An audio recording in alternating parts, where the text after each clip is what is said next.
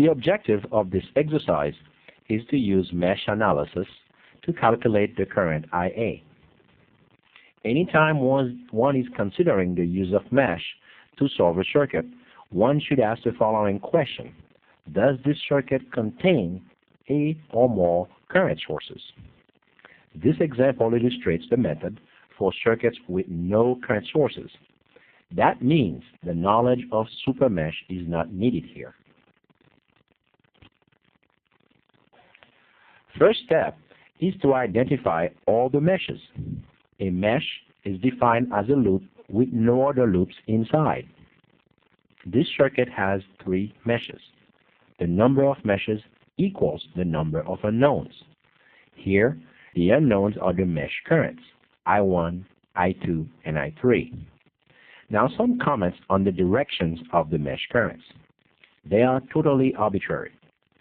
Most time, I choose the clockwise direction, but it is strictly a question of habit and consistency on my part. You can choose the direction of each current arbitrarily. Secondly, we put voltage labels and polarities on each resistor. Every voltage definition must, and I mean must, no exception to the rule, come with a plus and minus sign. Otherwise, it makes no sense.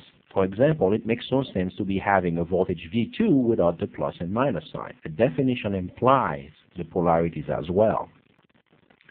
Now, the polarities, in other words, where the plus and minus signs are, totally arbitrary. A guess at this point. Of course, we do not put voltage label on sources.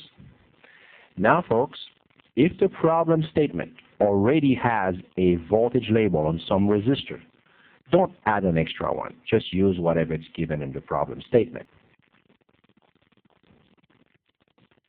At this point, we have 3 unknowns, I1, I2, and I3. Thus, we need 3 equations. This category of circuits is the one without current sources. Thus, we are going to write Kirchhoff voltage law equations in each of the 3 meshes. On this page, we do it for mesh I1. Let me give you some comments or some thoughts on writing KVL equations. When you're doing KVL equations, say for example mesh I1, pick a rotation. For example, let's pick clockwise, the same direction, the same rotation that I1 is going. I'm going to basically go around the loop, and the first sign that I find for a voltage label, I put it down as the sign of the voltage. For example, if I'm starting at the 2 ohm resistor, I'm going to get minus V3 plus V2 minus V5 minus 4 volt equal to 0. I can also choose the counterclockwise direction. The idea of writing KVL equation has nothing to do with the direction of the currents. You can pick clockwise or counterclockwise and still get the exact perfect same solution or equation.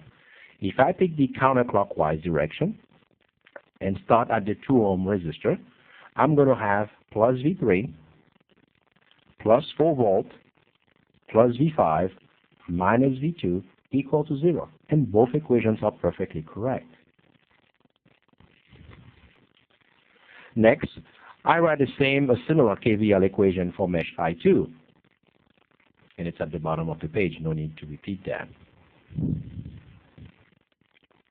And one for mesh I3.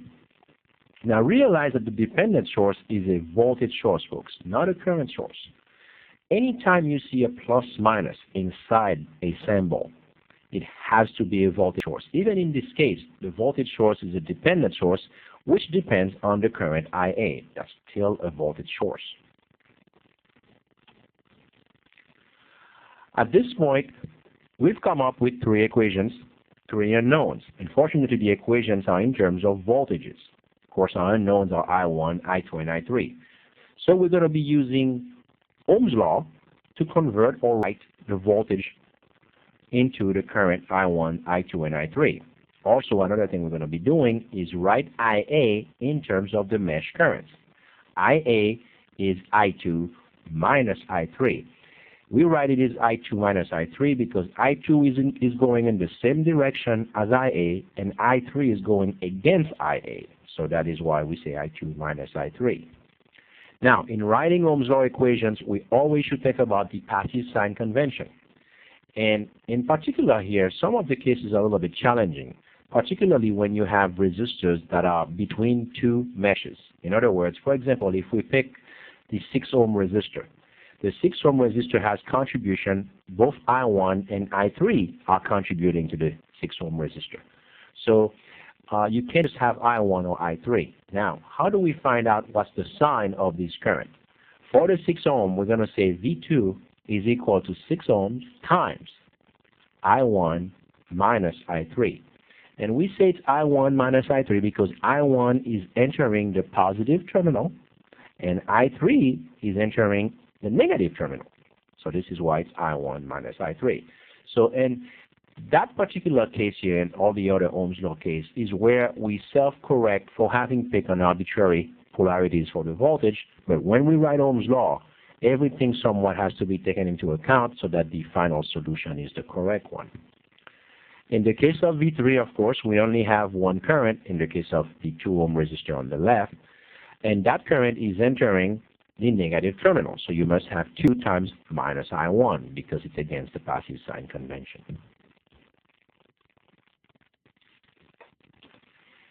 Now, having written Ohm's law for all of these voltages, we use them into all the 3 KVL equations, collect terms for I1, I2, and I3, and voila, we have 3 equations for 3 unknown. And all left essentially solving these 3 equations for I1, I2, and I3. And the solutions, the mesh current solutions, are given on the screen. And once we have I1, I2, and I3, then it's easy to come up with IA and the problem is solved. A final note in this example is this is a good case because it has pretty much only voltage source, so it represents definitely one category of circuits. Other example that we'll do in mesh will handle current sources would be more general. But in this case, you have voltage sources and you have dependent sources, and of course, we're only dealing with DC circuits here. This is an example that has 3 meshes.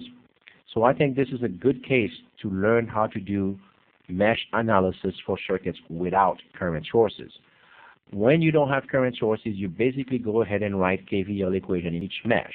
And then it's really a 2-step process. We write KVL equation in each mesh, and then we do Ohm's law to convert the voltage to the current.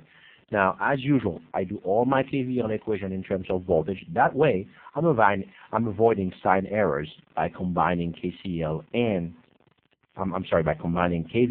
Ohm's law in one step. So I suggest you do the same.